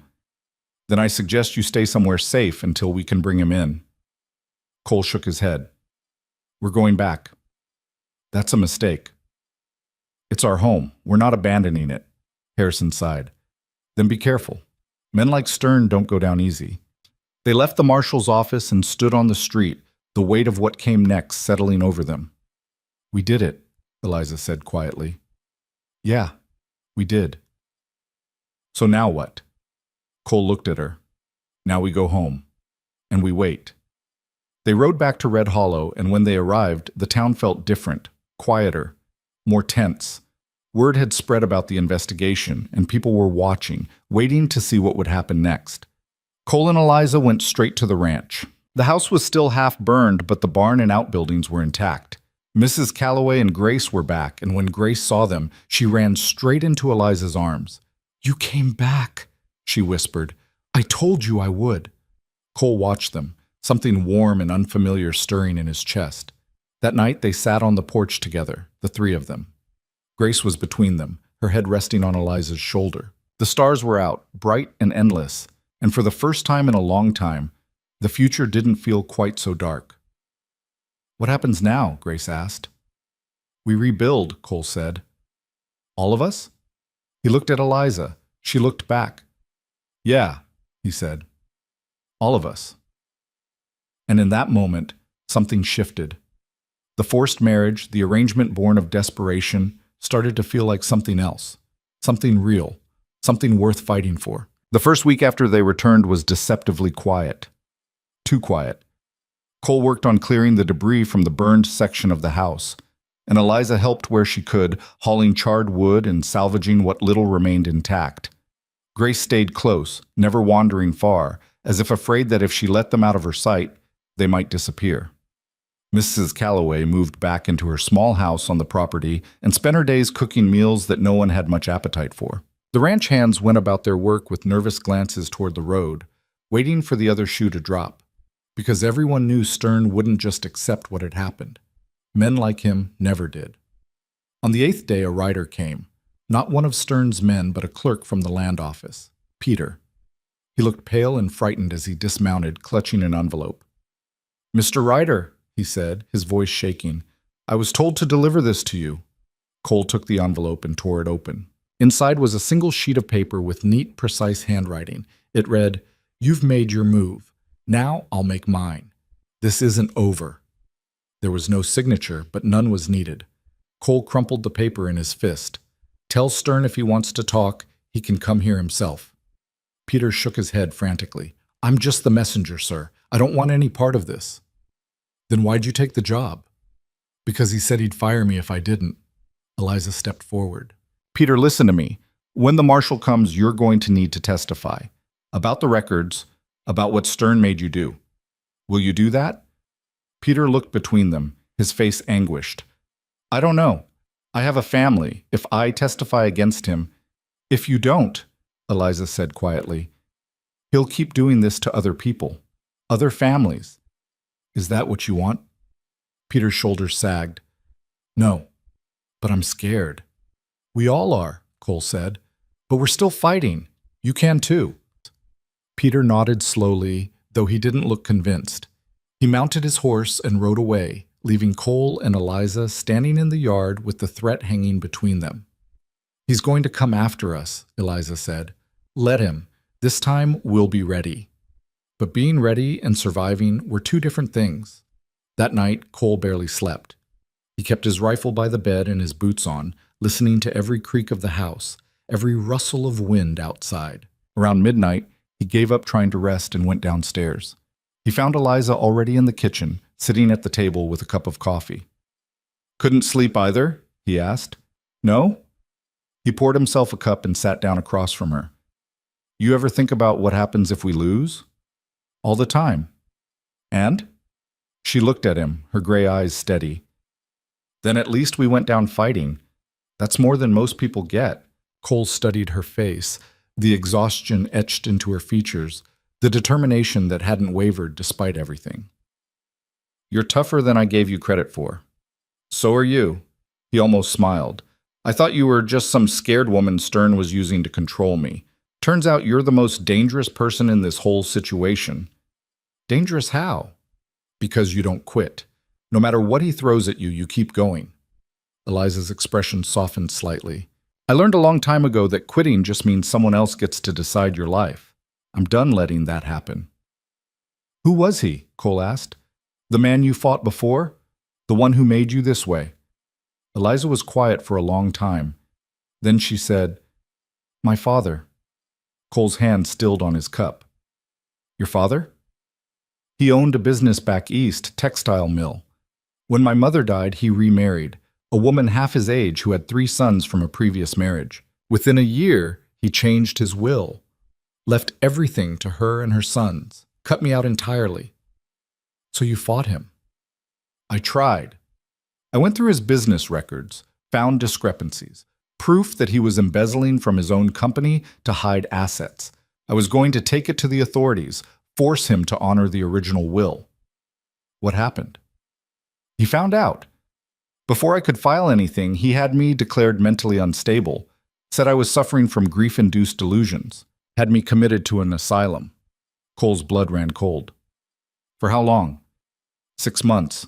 Long enough for him to finalize everything, marry off his stepdaughter to a business partner, and make sure I had no legal standing left. When I got out, I had nothing. No money, no family, no reputation. So I ran. Kept moving until I ended up here. And then Stern found you." "And then Stern found me." She took a sip of coffee. "So when I say I know how men like him operate, I mean it. I've lived it." Cole reached across the table and took her hand. "I'm sorry." for what he did to you, for what your father did. Don't be. It made me who I am. And who's that? She looked at him. Someone who survives. They sat there in the dim kitchen, hands clasped across the table, and something unspoken passed between them. Not love, not yet, but something deeper than alliance, understanding, respect, the recognition that they'd both been broken by the world and had somehow managed to keep standing. When this is over, Cole said quietly, when Stern's gone and we're safe, I want you to know something. What? You don't have to stay. If you want to leave, go somewhere new, start fresh. I won't stop you. But if you want to stay, if you want to make this real, then I'm willing to try. Eliza's eyes searched his face. Are you asking me to stay? I'm saying I want you to, if you want it too. She was quiet for a long moment. Then she said, ask me again when it's over, when we're both still alive. Deal. 3 days later, the marshal arrived. Harrison rode in with 2 deputies, all of them armed and serious. They went straight to Stern's house, and within an hour the whole town knew. People gathered in the streets, whispering, watching as the lawmen emerged with Stern in handcuffs. Cole and Eliza watched from the edge of the crowd. Stern's face was calm, almost amused, as if this were nothing more than a minor inconvenience. He caught sight of them and smiled.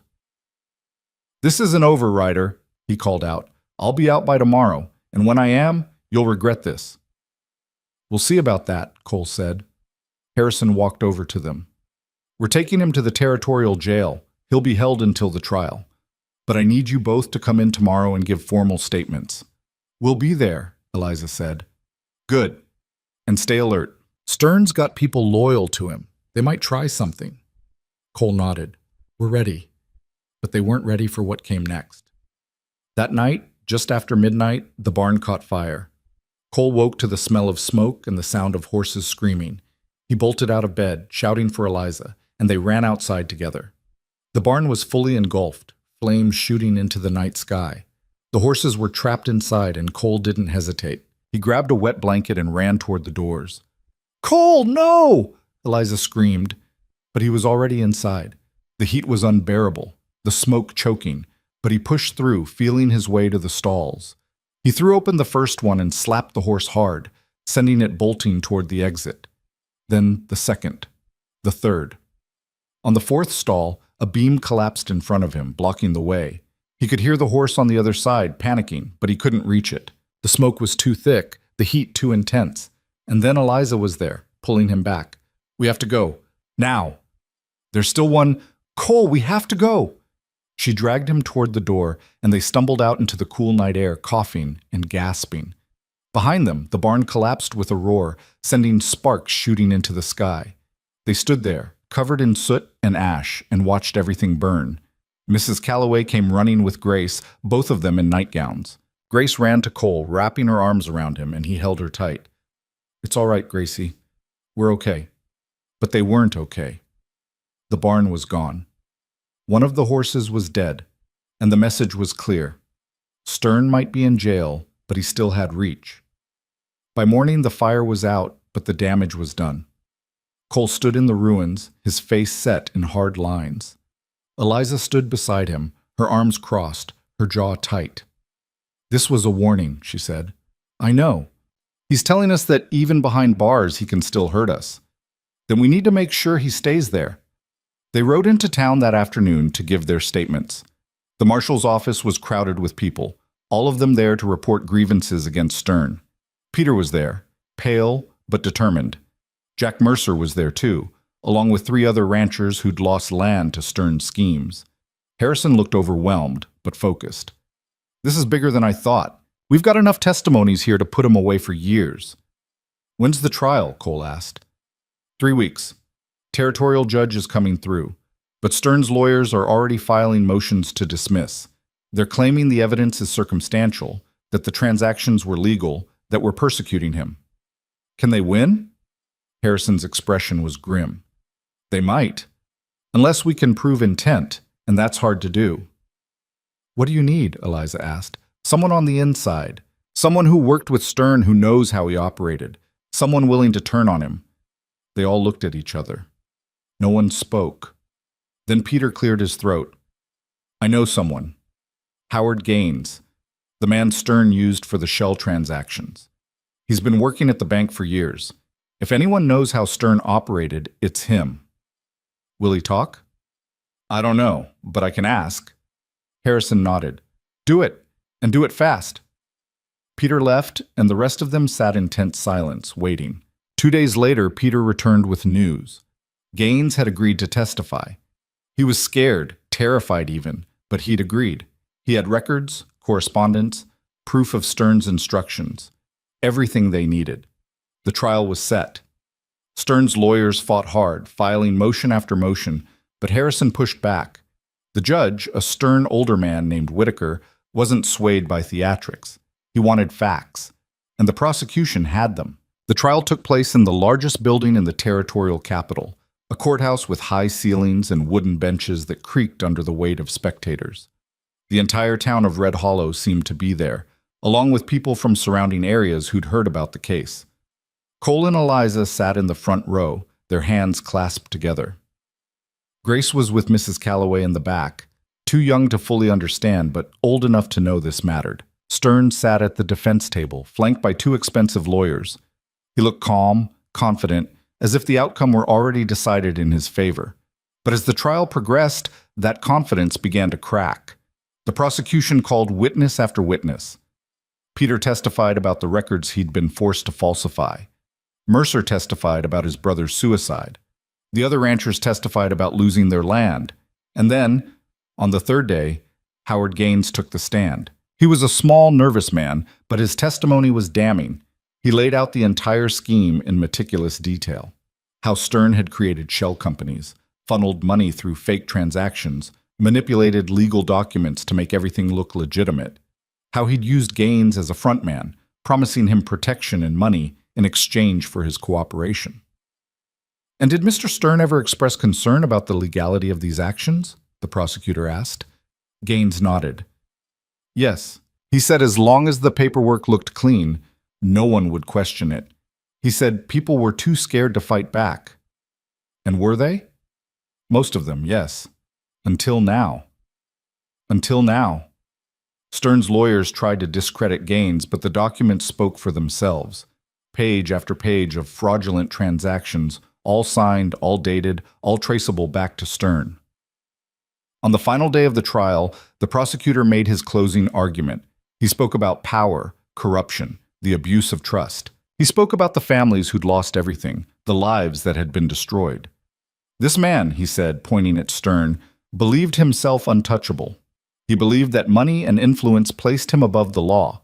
But the law doesn't bend for anyone. And today, it catches up. Stern's lawyer gave his own closing, arguing that the evidence was circumstantial, that Stern had been acting in good faith, that he was a victim of a conspiracy. No one believed him. The jury deliberated for less than 2 hours. When they returned, the foreman stood and read the verdict. Guilty on all counts. The courtroom erupted. People cheered, cried, embraced. Stern's face went white, then red, then twisted with rage. He stood, shouting something that was drowned out by the noise, and the bailiffs had to restrain him. Cole pulled Eliza into his arms, and she buried her face in his chest. For the first time in months, she let herself cry. Not from sadness, but from relief. From the overwhelming weight of finally being free.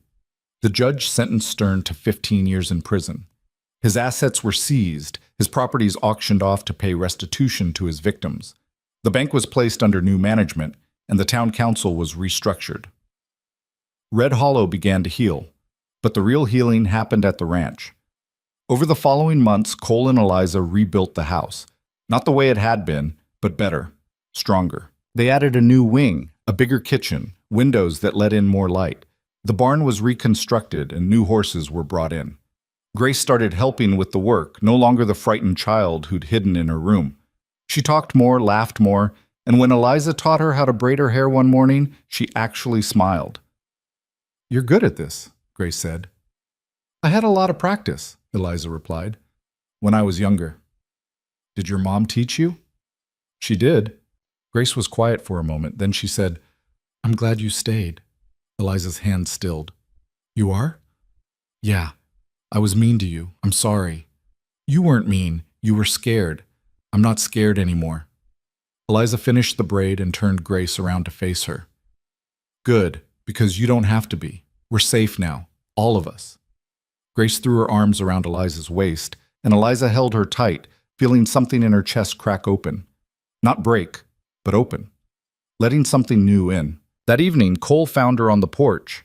It had become their spot, the place they went when they needed to think or talk or just exist together. He sat down beside her and handed her a cup of coffee. Grace told me what you said. About being safe? Yeah. Did I overstep? No, you were right. He paused. She asked me something today. She asked if you're staying, for good. Eliza looked at him. What did you tell her? I told her that was up to you. And if I said yes? Cole turned to face her fully. Then I'd ask you the question I've been avoiding for weeks. Which is, will you stay? Not because you have to, not because of Stern or the debt or any of that, but because you want to. Because you want this life. With me. With Grace. Eliza's throat tightened. Are you asking me to stay as your wife? Really, your wife? Yeah, I am. She looked out at the land, at the house they'd rebuilt, at the life they'd fought so hard to protect. And she realized something. This wasn't just survival anymore. This was home. Yes, she said quietly. I'll stay.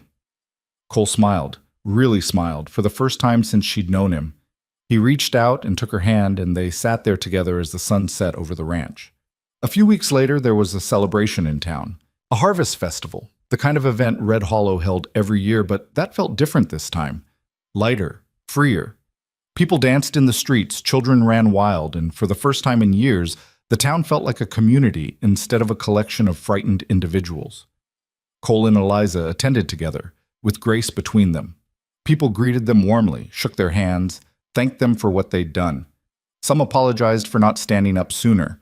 Others just smiled and moved on. Jack Mercer found them near the food tables. I'm heading out tomorrow.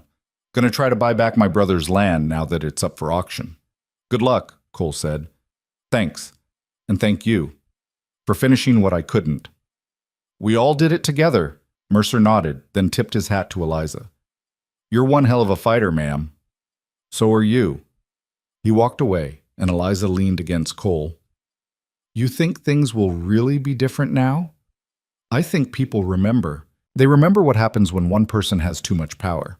They'll be more careful next time. And if they're not? Cole looked down at her. Then we'll fight again. Together. She smiled. Together. That night, after they'd put Grace to bed and the house was quiet, Cole and Eliza stood in the bedroom they now shared. It had taken time to get here, to move from separate rooms to this, but it had felt right. Natural. Cole pulled her close, his hands on her waist. I never thought I'd feel this way again. After Sarah died, I thought that was it for me. And now? Now I know that life doesn't just give you one chance. Sometimes it gives you a second one, if you're willing to take it. Eliza rested her forehead against his. I spent so long running, so long afraid, that I forgot what it felt like to stay, to build something. But this, here with you and Grace, this is the first place that's ever felt like mine. It is yours, all of it. They kissed, slow and deep, and for the first time it wasn't about survival or necessity. It was about choice, about wanting this, wanting each other, despite everything that had tried to tear them apart. The months turned into a year. The ranch thrived. Grace grew taller, stronger, more confident. She started school in town and made friends, no longer the lonely child who'd lost her mother, but a girl who knew she was loved. Eliza learned to ride better, to work the land, to manage the books.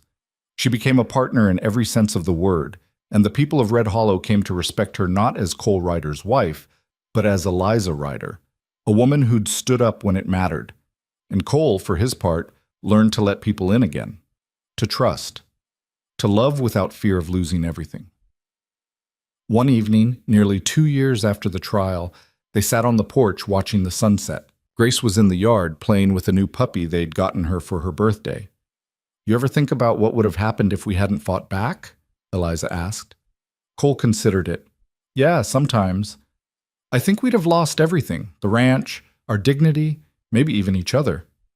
Do you regret it? The fight? The risk?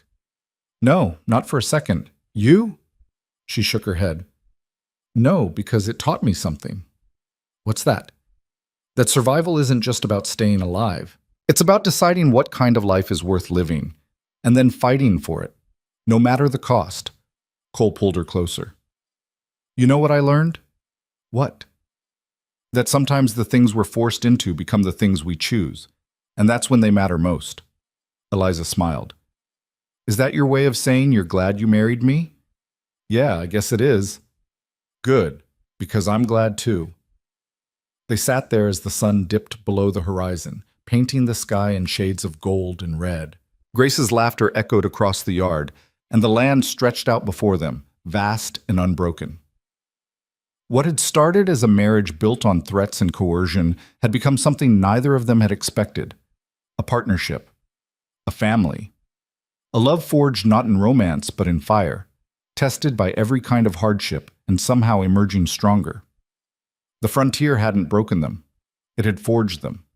And in the end, that made all the difference. Years later, when people asked Eliza about her life, about how she'd ended up in Red Hollow and what kept her there, she would smile and give a simple answer.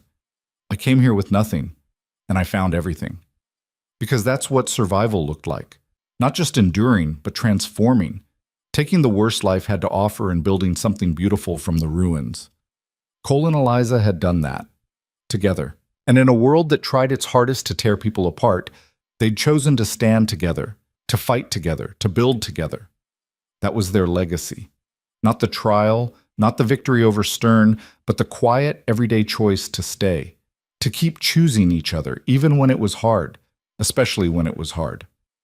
Grace grew up watching them, watching how they worked through disagreements, how they supported each other, how they built a life based not on obligation but on mutual respect and love.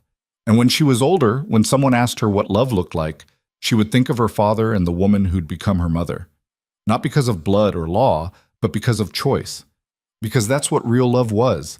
Not a feeling that swept you away, but a decision you made every single day. To stay, to fight, to build, and to never, ever give up. The ranch continued to grow. They expanded the herd, hired more hands, built a second barn. Cole taught Grace how to run the operation, and Eliza taught her how to keep the books and negotiate with buyers. By the time Grace was 16, she could outride most of the men in town and argue circles around the merchants at market.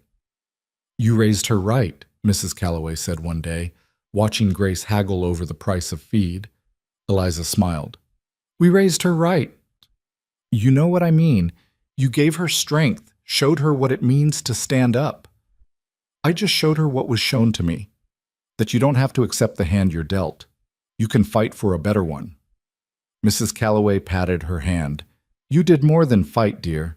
You won. And she had. They both had. Not because life had gotten easier or because the world had suddenly become fair, but because they'd refused to be victims. They'd refused to let circumstances define them. They'd taken control of their own story, and in doing so, they'd created something worth fighting for. On their 5th anniversary, Cole surprised Eliza with a new ring. Not the simple band she'd received at their forced wedding, but something more. A gold ring with a small stone, modest but beautiful. I know we started this the wrong way, he said, slipping it onto her finger. But I want you to know that what we have now is real. And I choose it. I choose you, every day. Eliza looked at the ring, then at him, tears in her eyes. I choose you too. And I'd do it all over again. Every hard moment, every fight. Because it led me here, to you, to this. They kissed, and Grace, who'd been watching from the doorway, smiled and quietly slipped away. Her parents didn't need her right now. They had each other, and that was exactly how it should be. The years continued to pass. The ranch became one of the most successful in the territory. Grace eventually married a good man, someone who respected her strength and independence. They built their own home nearby, and when their first child was born, they asked Cole and Eliza to be there. Eliza held the baby, a tiny girl with dark hair and serious eyes, and felt the weight of everything she'd survived settle into something like peace. "She's beautiful," she whispered. "She is," Grace agreed, "and strong, just like her grandmother." Eliza looked up, startled. Grace smiled. "You're the only grandmother she's going to know, and I can't think of anyone better." Eliza's eyes filled with tears, and she held the baby closer, feeling the circle complete itself. She'd started with nothing, lost everything, fought her way back from the edge, and now she had this: family, legacy, love. Cole stood beside her, his hand on her shoulder, and together they looked at the new life they'd helped create. "We did good," he said quietly. "Yeah," Eliza agreed. "We did." And in that moment, surrounded by the people they loved, in the home they'd built from ashes and determination, Eliza understood something fundamental about life. It wasn't about the hand you were dealt. It was about what you did with it. It wasn't about avoiding pain or hardship. It was about facing it, surviving it, and coming out the other side stronger. She'd been forced into a marriage she didn't want, trapped by a man who saw her as a pawn, threatened, attacked, nearly killed. But she'd survived. She'd fought. She'd won. Not because she was perfect or fearless, but because she refused to quit. Because she found someone who stood beside her when it mattered. Because she chose to stay when running would have been easier. And that choice, that simple decision to stay and fight, had made all the difference. The sun set over the ranch that evening, casting long shadows across the land. Cole and Eliza stood on the porch, watching the sky turn from gold to purple to deep blue. "You ever miss it?" Cole asked. "Your old life. Back east." Eliza shook her head. "No, that wasn't a life. It was just existence. This is life. Here, with you." Cole pulled her close. "I love you. You know that?" "I know. I love you too." And it was true. Not the desperate, clinging love born of necessity, but something deeper. Something earned through shared struggle and mutual respect. They'd started as strangers bound by coercion. They'd become partners forged by fire. And somewhere along the way, they'd become something more. They'd become each other's home. The frontier had tested them, tried to break them, thrown everything it had at them. And they'd stood firm, together, because that's what love was. Not the absence of struggle, but the choice to face it together. Not perfection, but persistence. Not a fairy tale, but a hard-won battle that left scars and stories worth telling. And as the stars began to emerge in the darkening sky, Cole and Eliza stood together on the porch of the home they'd built, the life they'd fought for, the future they'd claimed. And they knew, without question, that they'd do it all again. Because some things were worth fighting for. And this life they'd created from nothing, this love they'd built from the ruins of coercion and fear, this was everything. It was worth every scar, every battle, every moment of doubt and fear. Because it was theirs. Chosen, fought for, earned, and nothing, not Stern, not the frontier, not the whole damn world, could take that away. They had won, not just against an enemy, but against the circumstances that tried to define them. They had taken control of their own story, and in the end, that was the greatest victory of all.